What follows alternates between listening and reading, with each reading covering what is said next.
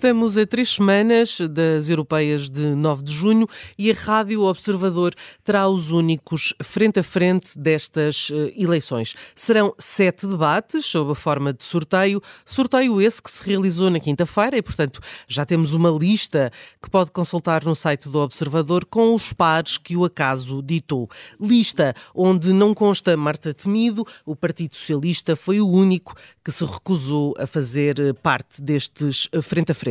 Este é um dos temas da primeira parte do Fora do Baralho, mas ainda vamos voar baixinho até ao aeroporto Luís de Camões e à violência contra os políticos, como foi o caso esta semana de Robert Fico, primeiro-ministro da Eslováquia. Os nossos ases estão muito atentos às jogadas políticas e, por isso, na jogada da semana vão falar de uma traição à pátria, que afinal não é, e ainda fazem um balanço dos debates televisivos sobre as europeias. Para já, temos naipes afiados, batidos na mesa pela Susana Peralta, Luís Aguiar Conraria, Jorge Fernandes e João Marques de Almeida, e é mesmo por ti que vou começar, João, porque queres falar na ausência do PS nos debates da Rádio Observador. E é um naipe negro? É um naipe negro, é dito, mas antes de mais, bem-vinda. Também é sempre um gosto. Muito obrigada. Gosto imenso desse sotaque ao Porto. É um naipe de espadas para o PS, porque acho incompreensível o PS recusar participar em debates, acho uma coisa extraordinária, quer dizer, todos os partidos participam, menos o PS, não percebo porque é que o PS não participa em debates, recusou participar, não sei se tem alguma coisa contra a Rádio Observador ou não, se tem não devia ter, e devia participar nos debates. Pode haver uma segunda hipótese, que é que não estão com muita confiança na sua cabeça de lista, na Marta Temido, o que se compreende, de resto, tendo em conta a performance dela pobre no primeiro debate. Portanto, achas que é estratégico? Foi pena, eu acrescento, foi pena Francisco Assis não ter sido cabeça de lista do PS, porque Francisco Assis iria levar seguramente os debates, a qualidade dos debates sobre a Europa, porque é um conhecedor da Europa. Mas critico fortemente o PS por recusar fazer debates, porque os debates são a essência da democracia, sobretudo numa altura de campanha eleitoral. A campanha eleitoral é precisamente para se debater ideias, para se debater as propostas, as políticas dos partidos. O PS é um grande partido da democracia portuguesa e é lamentável que se tenha recusado a participar nos debates da Rádio Observador. Luís, passamos a ti porque queres ir de novo ao novo aeroporto, não de novo, ao novo aeroporto que está finalmente decidido, vai ser em Alcochete, vai chamar-se Luís de Camões. Gostaste do nome? Olha, antes de responder a tua pergunta, deixa-me só assistir ao João, porque acho que, de facto, um político e um candidato a uma eleição tão importante recusar-se a debater é inadmissível em democracia. E porventura, será prejudicial para o próprio? Isso não sei, dependeria da performance dela, não é? Portanto, aqui há um contrafactual que nós não sabemos, não é? Mas pronto. Em relação ao aeroporto, portanto, já que me perguntaste sobre o nome, quer dizer, eu não tenho nada contra o Luís de Camões, evidentemente, pelo contrário. Agora, o que me parece é que estas coisas servem para se homenagear alguém, e eu diria que Luís de Camões já tem várias homenagens, quer dizer, nós temos um feriado que tem o nome dele, que é o Dia de Camões, e das comunidades. Portanto, penso que já não era necessário que homenageá-lo mais que o aeroporto e faria sentido homenagear outra pessoa. Pronto, mas isso convenhamos que não é essencial e durante 10 anos, portanto, até a inauguração do aeroporto, há tempo para muitos governos e muitos ministros das infraestruturas haverá até lá e poderão mudar de nome. Agora, o motivo pelo qual eu queria dar uma nota relativamente má, portanto, um paus a esta escolha, não pela decisão em si mesmo, porque a decisão parece-me que está de acordo com o que a CTI, com o que a Comissão Técnica Independente propôs, mas esta vertigem que me parece muito comum nos políticos portugueses e que vem já desde José Sócrates pelas obras faraónicas. Por quem ler o relatório da Comissão Técnica Independente, especialmente ali na parte do estudo económico e financeiro, vai perceber que uma das grandes vantagens que era apontada à localização de Alcochete era exatamente o facto de se poder ir fazendo por fases, e como se pode ir fazendo por fases, poder-se ir adaptando a construção às verdadeiras necessidades.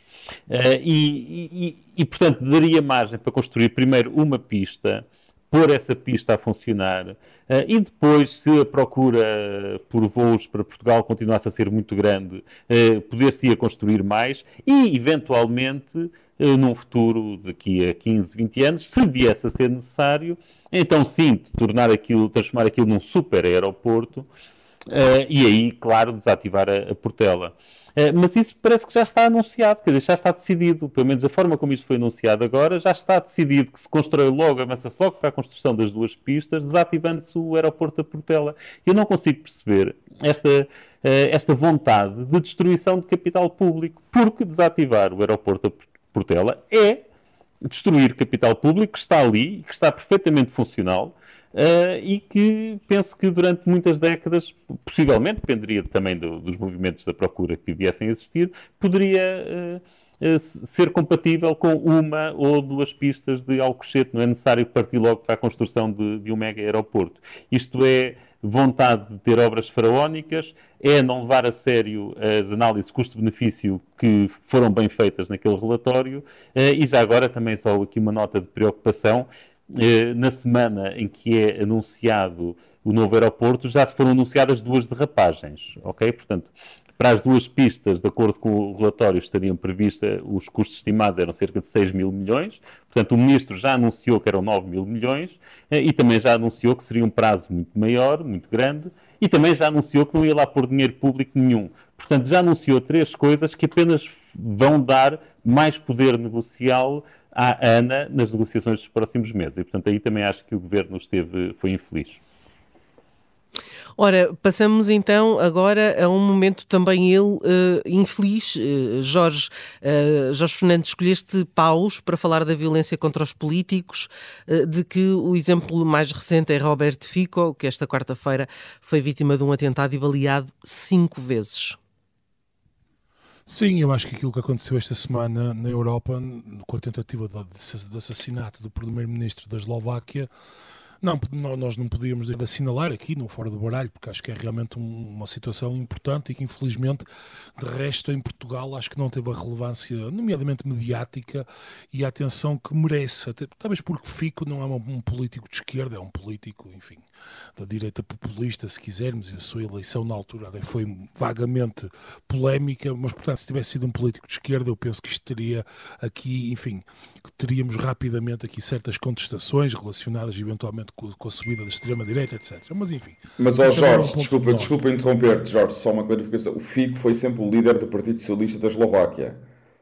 E depois transformou esse Partido Socialista num partido populista e foi expulso dos socialistas europeus. É preciso também referir não, isso. Claro, mas quer dizer, estou a falar daquilo que ele é agora, quer dizer, não é de direita nem de esquerda, é um partido nacionalista.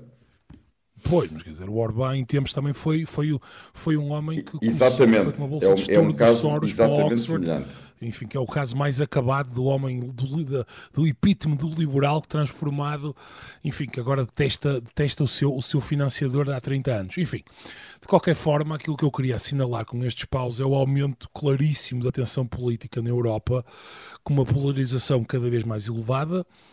As eleições, infelizmente, são vistas crescentemente como uma situação quase de vida ou de morte, em que a vitória do outro lado passou a ser encarada quase como um perigo existencial ao nosso modo de vida. Isto é, quando a esquerda perde, pensa que a direita vem aí, que vem aí o fascismo, que vai pôr em causa todos os direitos que estão adquiridos, as minorias, etc. Quando a direita perde, começa a gritar que vem aí o comunismo, a estatização, tudo e mais alguma coisa. Quer dizer, parece que esquerda e direita, os políticos e os cidadãos, deixaram de acreditar nas instituições, na capacidade que as instituições têm, no fundo, de restringir a ação, quer de governos de esquerda, quer de governos de direita, que tentem coisas, enfim, que saem das baias do que é a democracia, digamos assim, e, portanto, a polarização está assim, quer dizer, tudo isto, enfim, está muito ligado, naturalmente, à ascensão das redes sociais, com um discurso absolutamente, enfim, com um discurso absolutamente exagerado em quase todos os aspectos, são uma polémica, todos os aspectos são de vida ou de morte, tudo é um caso em que a democracia vai acabar, seja de um lado, seja do outro. E isto tudo está a levar digamos, a um ponto em que a democracia europeia realmente parece estar, enfim, sob assistência médica. Assistimos a uma materialização desta polarização em violência física. Por exemplo, na Alemanha, um eurodeputado, o Matthias Eck, que está agora de novo na corrida para as europeias, é um eurodeputado do SPD, portanto, o equivalente ao Partido Socialista em Portugal. Ele foi sovado de uma maneira bastante contundente, digamos assim, por um grupo de delinquentes, assim, de menores, inclusive, e teve de ser operado, e foi uma operação delicada. Enfim, infelizmente não foi nada de... Enfim, não sofreu nada de vida ou de morte, mas, de facto, foi um acontecimento que deixou a Alemanha em choque, e este tipo de sovas a políticas e de intimidação física relembrou alguns fantasmas de outros tempos que ninguém quer relembrar. E agora, claro, foi baleado 5 vezes, aparentemente por alguém que não estará muito bem da cabeça e que pensa que fica o culpado de tudo e mais alguma coisa, e neste caso esteve mesmo entre a vida e a morte, e foi mesmo por uma unha negra que sobreviveu. E, acima de tudo, eu hoje com estes paus queria mostrar digamos, o clima de degradação política e social em que estamos a entrar, digamos, nas eleições europeias. Portanto, quando as eleições europeias acontecerem e nós começarmos a ver um conjunto de resultados que mostram o mal-estar que existe em muitas sociedades europeias, isto tudo, portanto, esses resultados devem ser lidos à luz, no fundo, destes antecedentes que nos estão a dar pistas importantes sobre o modo como as sociedades europeias estão a viver este momento, que é um momento delicado, há muita coisa a acontecer, há uma transição, quer dizer, uma transição energética de estilo de vida, de economia, com guerras, enfim. E, portanto, eu não queria deixar mesmo de assinalar este acontecimento triste da tentativa de assassinato do primeiro-ministro da Eslováquia. Susana, queres trunfar o Jorge? Não, é só um semi-trunfo. Eu concordo com tudo o que o Jorge disse. É absolutamente lamentável que primeiros-ministros em exercício e outros políticos sejam vítimas e isto é claramente uma tentativa de assassinato. O que eu acho que é já assim talvez um bocadinho exagerado da parte do Jorge é dizer que se fosse um político de esquerda teria havido uma indignação generalizada. Quer dizer, apesar de tudo, os jornais estavam a fazer aquela coisa da cobertura ao minuto, falou-se disso na televisão. Agora, claro, a Eslováquia para os portugueses é um país super longínquo e, portanto, como é evidente... Vamos lá ver, se tivesse sido Santiago Abascal, não quero estar a dizer nomes num momento destes, é complicado, parece que a pessoa está a desejar mal a alguém, certamente não é o meu caso, certamente que teria havido muitíssimo mais debate, muitíssimo mais conversa. O problema é que a Eslováquia é longe, não tem nada a ver com o FICO ser populista, uma ameaça de esquerda ou de direita socialista. Acho que aí o Jorge, enfim, foi um bocadinho fora de pé, é só isso. Eu concordo com a Susana. Muito bem. E agora? Já viram? E agora que estamos neste... Exatamente, era isso que eu ia dizer. Tiraste as palavras da boca, porque tu, Susana, queres fechar com uma celebração. Hoje é o Dia Internacional contra a Homofobia e, portanto, são umas copas. Sim, é o Dia Internacional contra a Homofobia, a Transfobia e a Bifobia. E é celebrado hoje porque nunca é demais recordar quão recentes são as conquistas de liberdade das pessoas das pessoas homossexuais, das pessoas trans e das pessoas bissexuais. A 17 de maio de 1990 foi quando a Organização Mundial da Saúde retirou a homossexualidade da Classificação Internacional de Doenças e, portanto, isto de facto foi ontem. E é importante nós termos este dia, não só porque continua a haver muita homofobia e transfobia e bifobia e continua a haver ataques e estas pessoas, apesar de nós vivemos obviamente num espaço de grande segurança comparado com outros países, mas de facto continuam a viver sob discriminações várias, como também para percebermos que de facto estas conquistas são muito recentes e de resto em Portugal a homossexualidade foi proibida, ou seja, estava criminalizada no Código Penal até 1982, portanto tudo isto foi, não é que eu seja assim tão nova, mas foi depois de eu nascer. Eu queria ainda dizer que apesar de Portugal ser um país onde as pessoas LGBTQIA+, não quero estar aqui com muitas siglas, têm bastantes direitos, podem casar-se, podem adotar e, enfim, então têm sua igualdade reconhecida perante a lei. A verdade é que, segundo dados de inquérito, por exemplo, 65% das pessoas dizem que nunca ou raramente assumem a sua orientação sexual ou orientação de género. Isto estou a falar de números para Portugal. 42% das pessoas dizem que nunca ou raramente vão em público, presumivelmente provavelmente por causa digamos, de um certo receio do olhar da sociedade perante a sua vida, e eu acho que é sempre importante nestes dias deixar aqui estas copas, deixar o meu amor, o amor do Fora do Baralho, às pessoas gays, lésbicas, trans e bis que vivem fora do armário, e dizer que é bom que nos deem o exemplo e que de facto ao mesmo tempo é um privilégio para nós todos vivermos em 2024 num país que reconhece os direitos a estas pessoas e que temos de continuar a trabalhar para uma verdadeira igualdade. Uhum. João, antes de irmos para um brevíssimo intervalo, queres falar de uma exposição de pintura?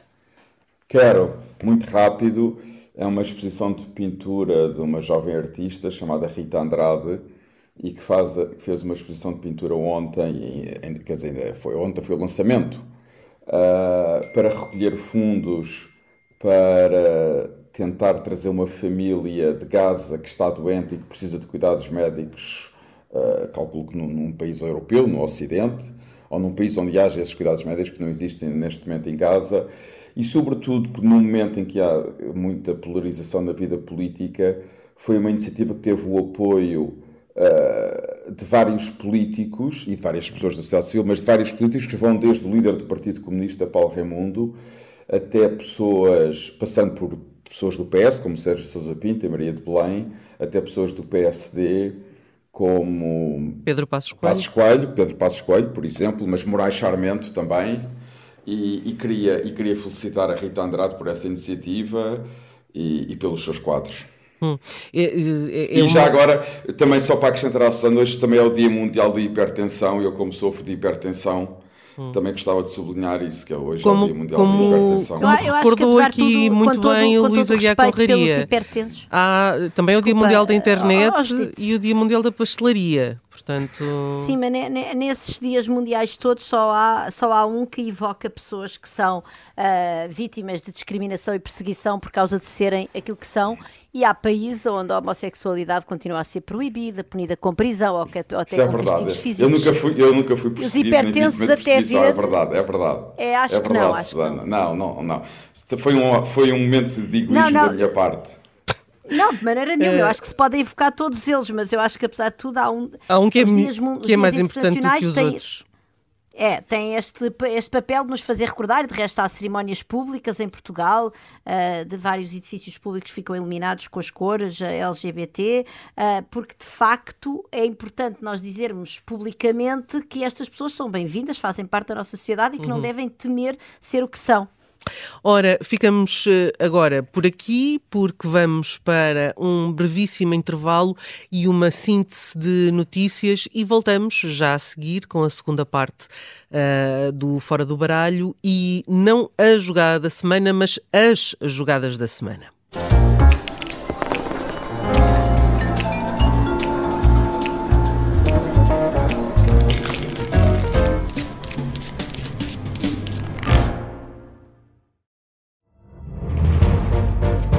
Esta é a história do padre obcecado com a infiltração do comunismo na Igreja que tentou matar o Papa em Fátima. Que raio de coincidência, no dia 13 de maio. E, a partir desse momento, o Papa Wojtyla nunca mais deixa de olhar para Fátima. Episódio 1. O Anticristo, em Fátima. Matar o Papa é uma série para ouvir em 6 episódios e faz parte dos Podcast Plus do Observador. Um novo episódio a cada terça-feira. Os assinantes do Observador têm acesso antecipado a todos os episódios desta série, já disponíveis em observador.pt. Os Podcast Plus do Observador têm o apoio da Kia.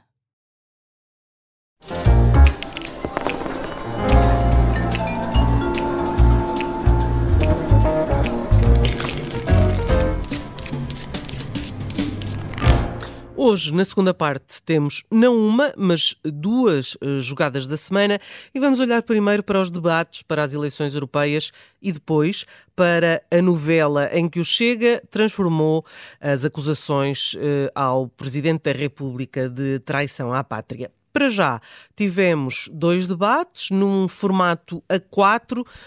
Jorge Fernandes, é um bom formato para debate este? Acho que não, sinceramente acho que não.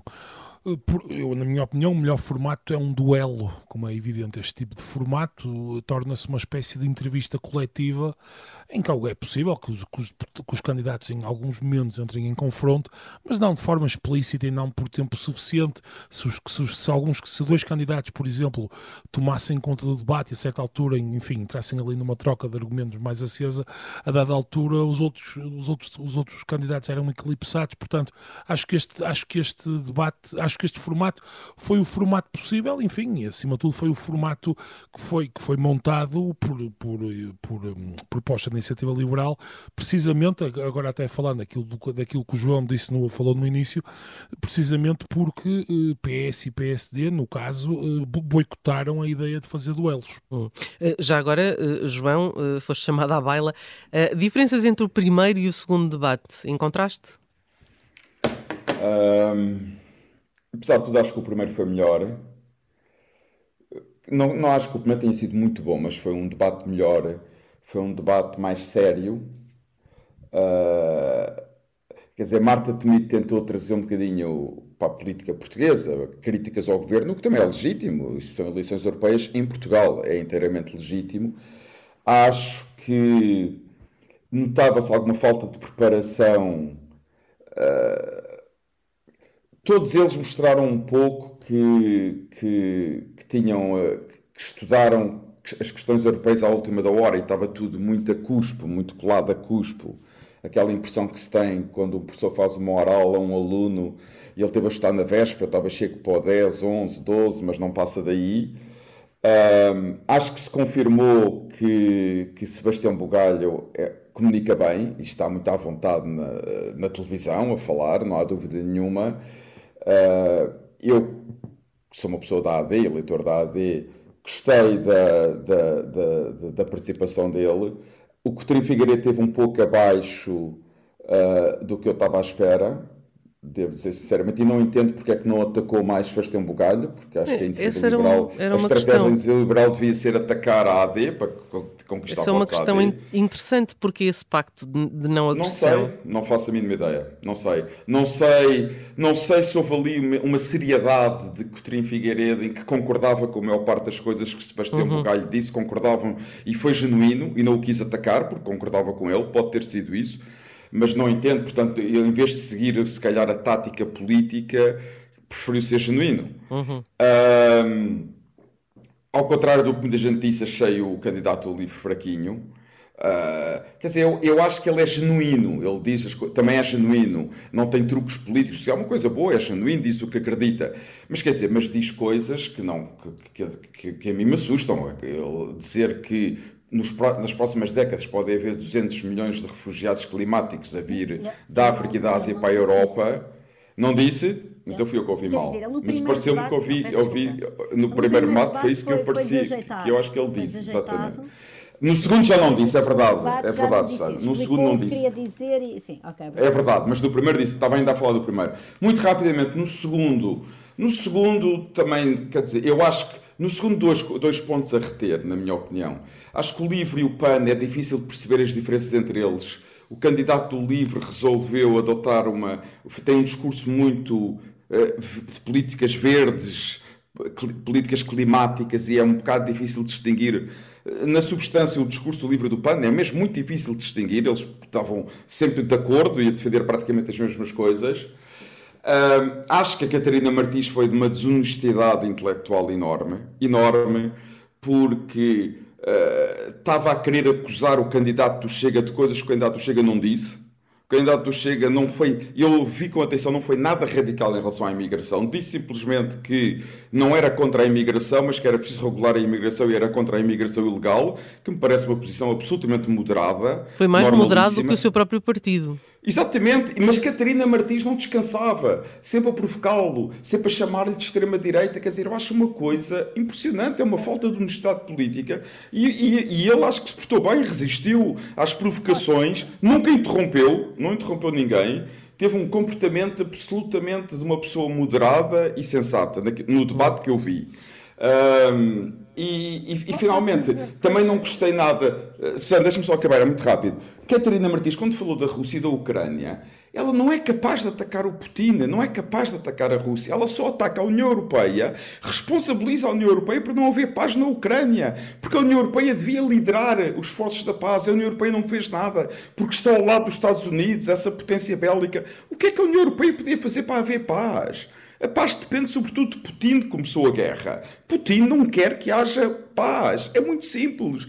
E a Catarina Martins culpar a União Europeia por não haver paz na Ucrânia, acho uma coisa extraordinária. É de uma desonestidade intelectual e política sem limites. É fantástico. São os Susana, passo-te a palavra.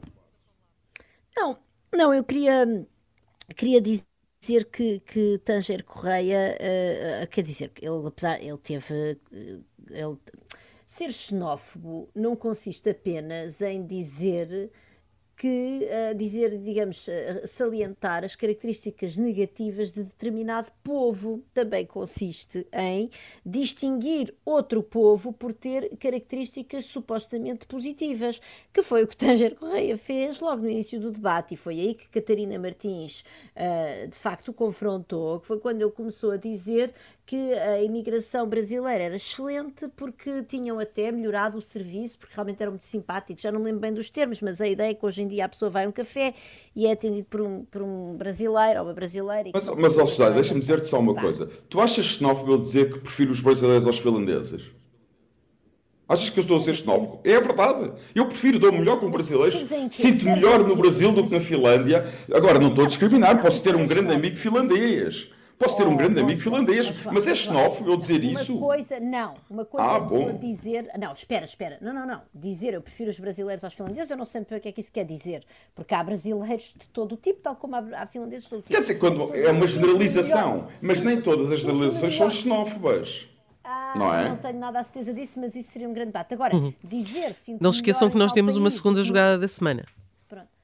Sinto melhor num país e não no outro, isso não é nada xenófobo, isso tem a ver às vezes até com as características do clima, quer dizer, não tem nada, e pode ser também... Melhoraste o que eu queria dizer, obrigado. Eu queria dizer isso, obrigado, melhoraste o que eu queria dizer. Era isso exatamente o que eu queria dizer. E há formas de viver, há maneiras das pessoas se relacionarem, há horários de abertura dos restaurantes e dos bares que fazem com que a pessoa se sinta melhor num país do que no outro, isso não tem nada de mal. Agora, daí até quando passamos a frases do género gosto mais destas pessoas deste país do que daquele, é um bocadinho esquisito.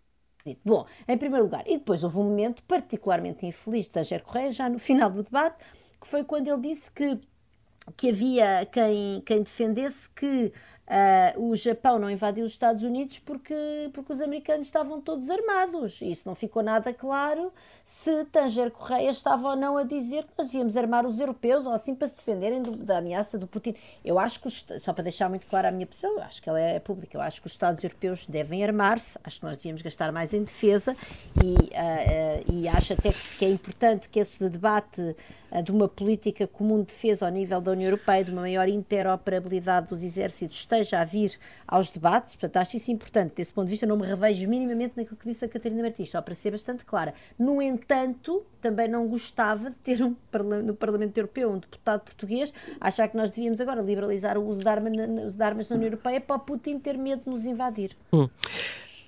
Luísa Guiar Conraria, ainda nada disseste sobre a questão dos debates e eu vou-te deixar uma pergunta. Temes que haja uma nacionalização das europeias? Não, eu não temo porque não vejo mal nisso. Portanto, esses temores são mais ali para a Susana e se calhar para o João, porque eu acho que isso é normal, acho que estas eleições são cá e que as leituras são cá e que, na verdade, elegemos nós o que elegemos, portanto, seja lá, tenha o PSD 8 deputados, ou elegemos 5 deputados pela AD, o impacto que vai ter na União Europeia e no Parlamento Europeu é quase nulo.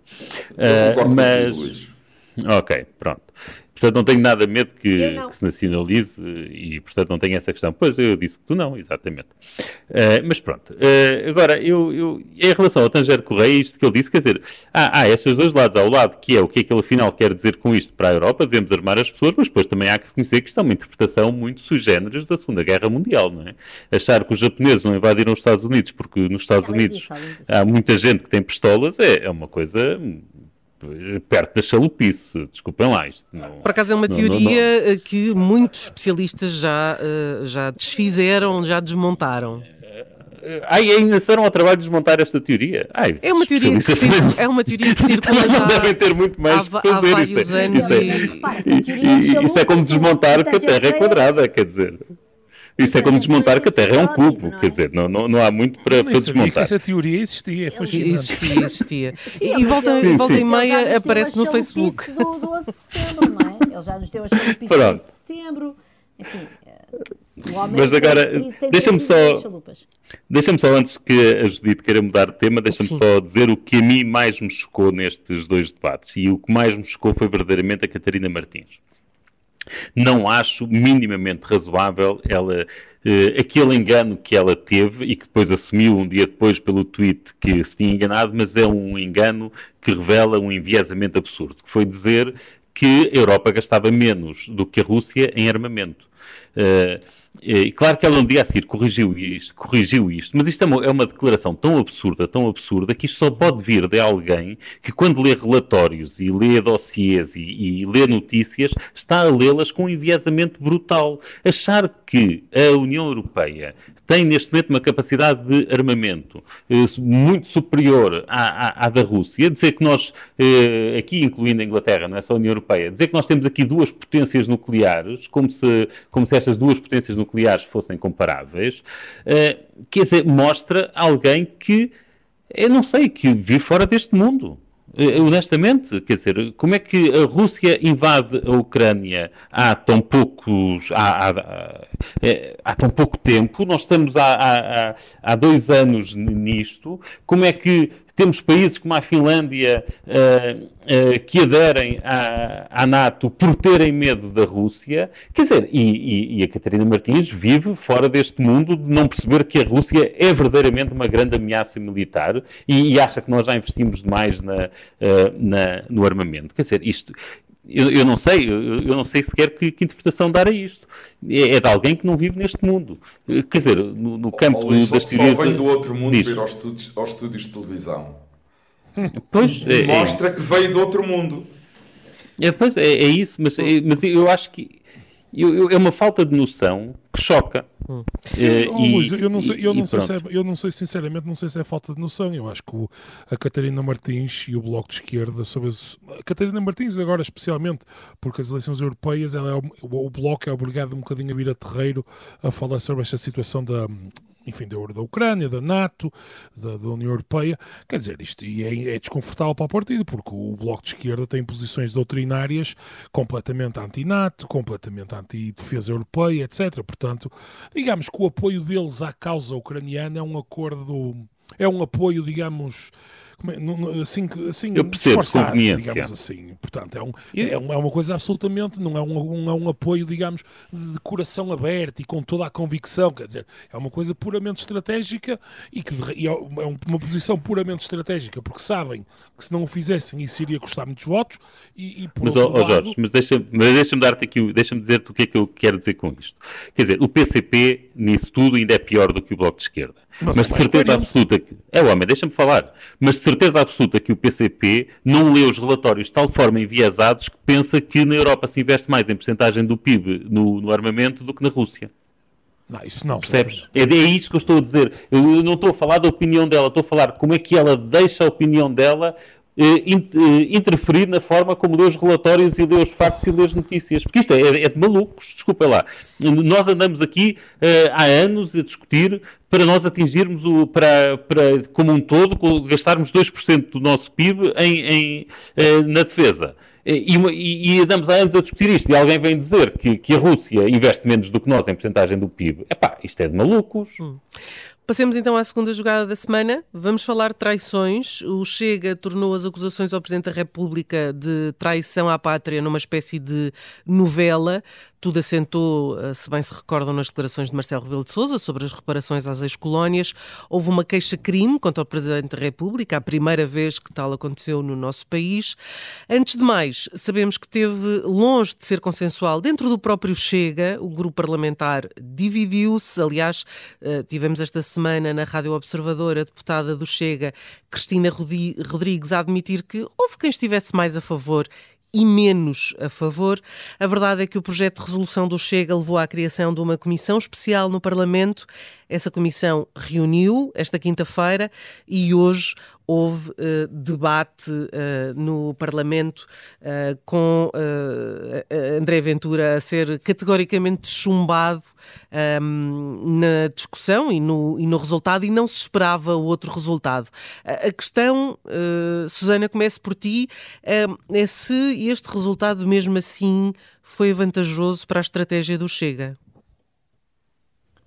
Quer dizer, eu tenho alguma dificuldade a responder a isso, porque pareceu-me uma coisa tão disparatada acusar o Presidente da República, que nós aqui no Fora do Baralho até criticamos de forma veemente muitas vezes, mas quer dizer, acusá-lo de traição à pátria por causa de ele ter dito, enfim, por ter levantado um tema que é corriqueiro, verdadeiramente, no debate nos outros países, pois cada um tem a sua opinião.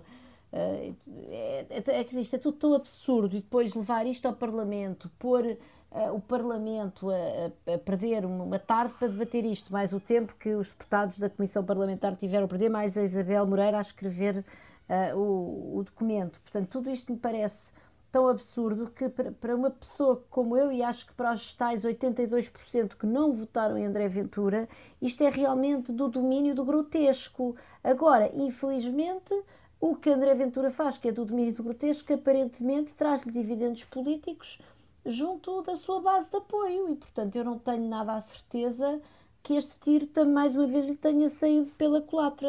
O que me parece, infelizmente, com o André Ventura é que não é aquele dizer, não é, dos publicitários, que é não há má publicidade, e parece que André Ventura é isso, portanto, dá-lhe palco para ele dizer aqueles disparates. Este, claro, tem uma dimensão nacionalista, tem a dimensão de uma crítica a tudo o que é, a colaboração, enfim, todo o dinheiro. Eu ouvi a André Ventura, mesmo no último congresso do Chega, a criticar que Portugal estivesse a financiar um museu em Angola. Portanto, isto é ainda por cima um tema que vai direto ao âmago, diria eu, de muitas coisas com as quais Ventura anda obcecado, e se ele anda obcecado com isso, certamente é porque lhe traz dividendos políticos. Escreve o Expresso. Não parece que pudéssemos fazer de outra forma, não é? Ou seja, se ele leva aquilo ao Parlamento, depois o Parlamento tem que reagir. Escreve o Expresso hoje que em Belém reina a convicção de que André Ventura, por estar sempre apostado na lógica de confronto, virou as agulhas contra o Presidente da República para amenizar os ataques ao governo, ante a incerteza que se instalou no próprio Chega e no PS também sobre as desvantagens eleitorais de provocar novas eleições a curto prazo. Luís, parece-te uma boa leitura que justifica o ataque ao Presidente da República como uma espécie de alvo provisório? Honestamente, não faço ideia. Acho que ele simplesmente gosta de ter as atenções viradas sobre ele e que tenha ele atenções ou não, neste momento ele capitaliza tudo. Mas aquilo que eu gostaria de dizer sobre este caso é outra coisa. Eu acho que nós, durante muito tempo, mesmo aqui no nosso programa, discutimos muitas vezes as declarações que ele fez, se o Chega é racista, se as declarações do Chega ou de deputados do Chega são racistas, se não são, se de facto representam uma ameaça à democracia ou não, o Chega, se é um partido que respeita a liberdade ou não. E o que neste momento ficou claro, e é oficial, porque houve um voto na Assembleia da República em que o Chega votou nesse sentido, é que o Chega acha que alguém deve ir 10 a 20 anos preso por dizer que Portugal deve pagar reparações a outros países. Portanto, isto, na opinião do Chega, isto é uma opinião oficial, eles votaram assim na Assembleia da República, merece 10 a 20 anos de cadeia. Portanto, repare-se, hoje, Aguiar Branco esteve bem, na minha opinião esteve bem, outras pessoas discordarão, mas esteve bem a defender a liberdade de expressão do Chega. E a garantir que eles podiam dizer coisas racistas e xenófobas. Como foi o comentário relativamente aos turcos não gostarem de trabalhar. E Aguiar Branco esteve bem. Agora, o Chega acha que alguém deve ir preso 10 a 20 anos por dizer uma coisa tão simples e tão normal, digo normal porque há muita gente que defende isso, como aquela que Marcelo Rebelo de Sousa disse. E, agora voltando também já à questão do racismo, em que discutimos muitas vezes se o Chega é racista ou não, ou se o André Ventura é racista ou não, ainda há bocado estávamos a discutir isso relativamente a Tanger Correia, há uma condenação em tribunal relativamente a isso e relativamente a um ataque absurdo que André Ventura fez na televisão à família Coxi, que era uma família basicamente negra. Basicamente não, porque era uma família de negros. E, portanto, eu acho que já começa a ser demasiado oficial em que temos sentenças de tribunal e votações na Assembleia da República, portanto, começa a ser oficial que isto se trata, de facto, de um partido racista e que não respeita a liberdade. E, portanto, eu acho que quem defende, portanto, aqui é digamos que uma cotovelada no João, quem defende a possibilidade, ou quem defende que a AD se devia coligar com este partido, ou que devia chegar a algum acordo de governação com este partido, deve ter isto em atenção e acho que está a prestar um mau serviço à democracia portuguesa. João, tens infelizmente só um minuto para ti e outro minuto para o Jorge para falarem sobre este tema. Não consigo responder a isto num minuto, quer dizer, então o programa vai acabar mas, quer dizer, discutimos isto noutra altura, agora não vou conseguir responder a uma coisa destas num minuto, mas eu, quer dizer, não mudei a minha opinião em relação... Aliás, é por estas atos de irresponsabilidade que eu acho que o Chega devia estar no governo. Se calhar não tinha feito isto que fez. Eu não digo mais. Não digo mais nada. Jorge, queres entrar? Sim, digo só duas coisas. Bem, eu acho que aqui, só relativamente a esta discussão sobre a responsabilização do Chega ou não, enfim, aquilo que sabemos, há muita literatura sobre isto, mas aquilo que sabemos, e isso é mais ou menos seguro, é que quando estes partidos entram nos governos, tendem a moderar-se. E esta semana tive numa apresentação académica, enfim, em que isso foi bastante evidente e havia dados com fartura para... Agora, isto é uma coisa probabilística, nada disso é garantido. Agora, concordo com o Luís na natureza do Chega. Acho que é patente aquilo que o Chega é. E agora, termino só dizendo isto. Eu acho que Ventura, este voto, acima de tudo, pretende, por um lado, recuperar aquilo que foi um filão, uma tentativa de filão eleitoral de Paulo Portas em tempos que eram os ex-combatentes, e pretende, ao mesmo tempo, politizar a descolonização. E a Ventura pressente, enfim, que poderá haver ali um potencial eleitoral em muitas pessoas, principalmente uma certa idade um bocadinho mais avançada, até porque o Chega está a entrar muito bem nos jovens, principalmente uma idade mais avançada, em que podem eventualmente tentar votar no partido como um saudosismo. Em que Ventura, no fundo, tenta ali dizer que, bem, há pessoas que vieram do ultramar, espoliados, que nunca receberam nada, e vejam lá que agora Marcelo Rebelo de Sousa quer até defender o lado oposto. Portanto, eu acho que pode haver aqui claramente uma tentativa de eleitoral de captar votos, por um lado dos ex-combatentes e por outro lado de pessoas que regressaram, enfim, em 75, 76, na altura das ex-colónias. Muito obrigada aos 4 bases. A vossa joker preferida, Vanessa Cruz, volta para a semana, assim como o Fora do Baralho. Até para a semana.